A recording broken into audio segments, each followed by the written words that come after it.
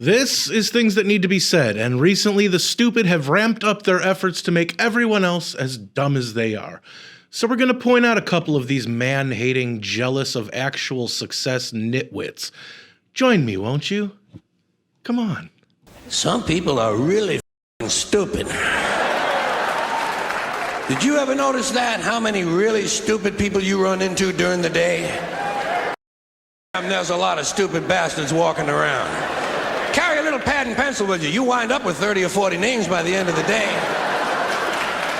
Look at it this way. Think of how stupid the average person is, and then realize half of them are stupider than that.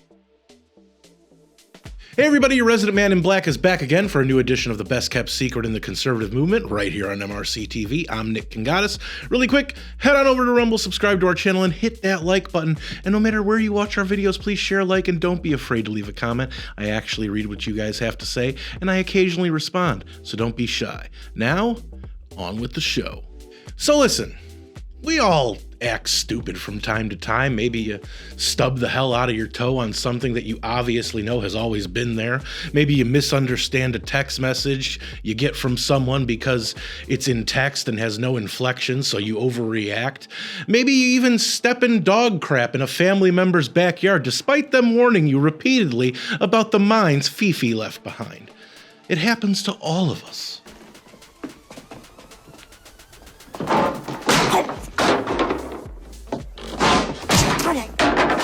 But then we have people who speak on major establishment propaganda media outlets for a living. And it's a wonder how they got there.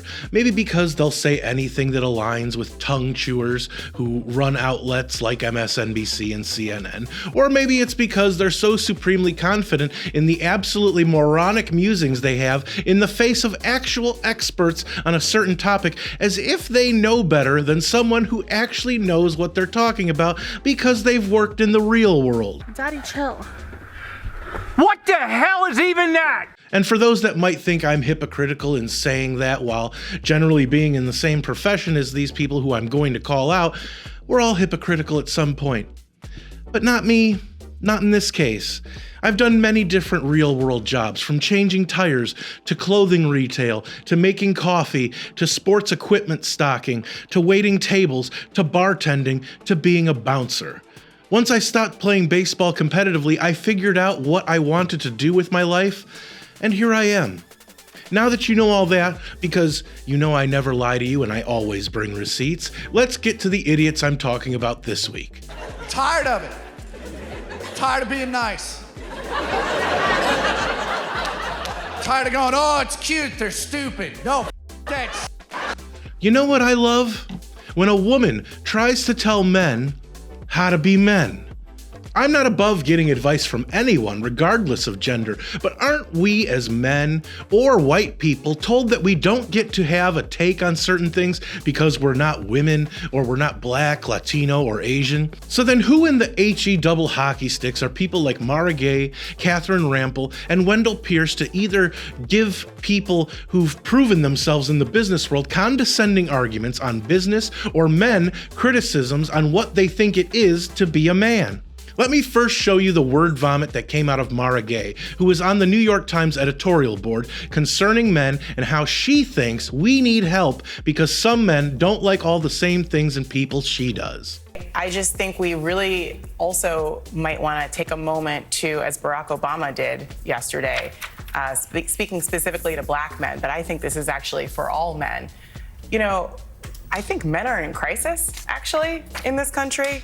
I think that plays out different ways, and not all men are in crisis, of course, and not all men are just at home listening to Joe Rogan, being angry or being recruited to fascism. Some just need therapy, like we all do. I go to therapy, that's great, but I think we need to have a real conversation about that rather than allowing this kind of drift toward this faux masculinity.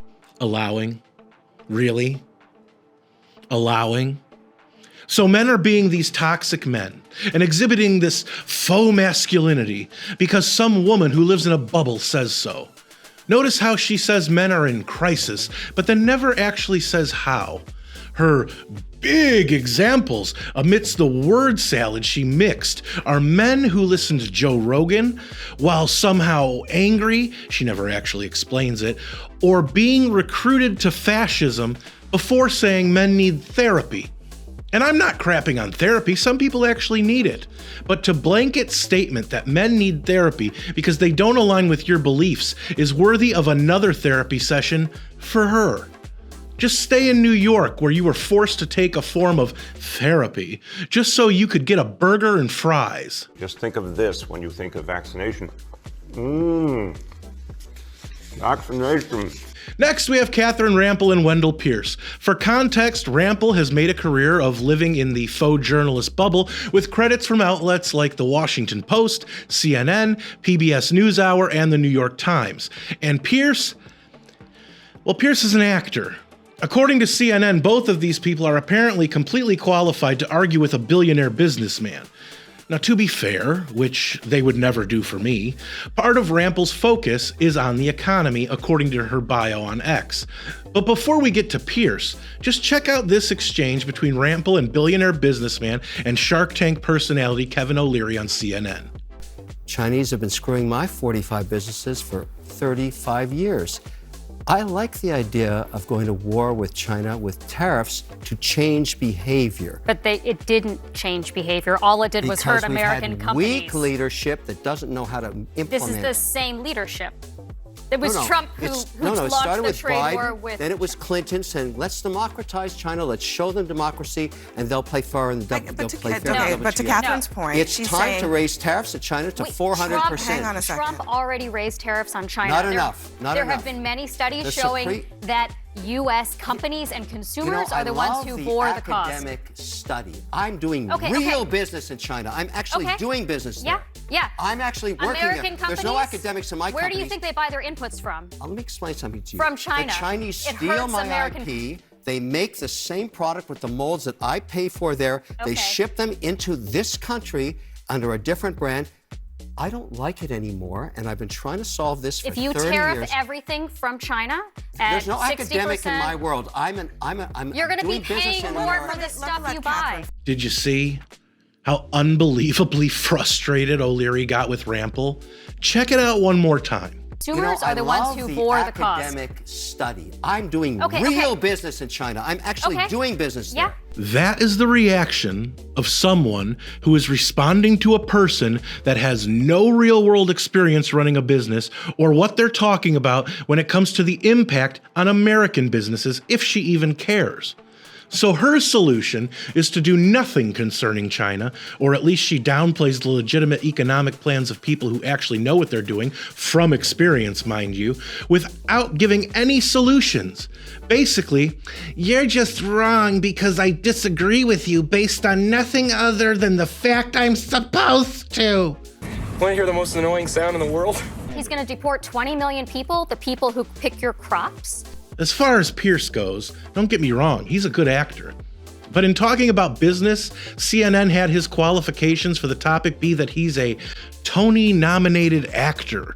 Here's the clip. The tariffs that he's talking about is not going to incentivize anybody else to go, oh my goodness, I'm not going to want to pay those tariffs, so I'm going to build this plant here in America. I actually agree with it's you not on tariffs because with their European allies, but not with China, because unfortunately I live in the real world and not all of you are doing business China like I am.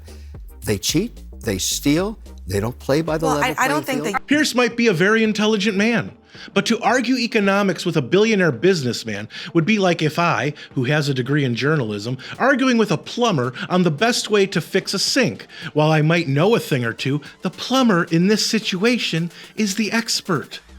I guess my problem with all of this is if all of these people that we're supposed to listen to in the establishment propaganda media really cared about unity and bringing this country together, instead of just telling a pro or an expert that they're wrong about what they're a pro or expert in, why don't any of them ever ask the person why something would or wouldn't be a good idea? We will ask the questions. I just don't get the I always have to be right because I know everything mentality. I'll leave you with this. My father, God rest his soul, gave me a small sign when I was 11 or 12 years old, and I kept it on my desk to this very day. It simply says, "It's what you learn after you know it all that counts." Enough said.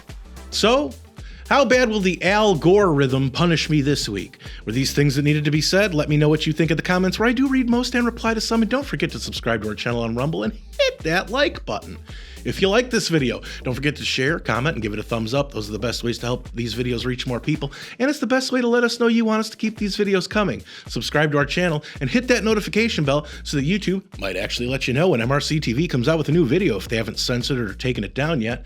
Like us on Facebook, check out more of our work at MRCTV.org. And if you want to support our content and the conservative movement, head on over to MRC.org/donate to help us out, since we're a nonprofit and couldn't do what we do without all of you.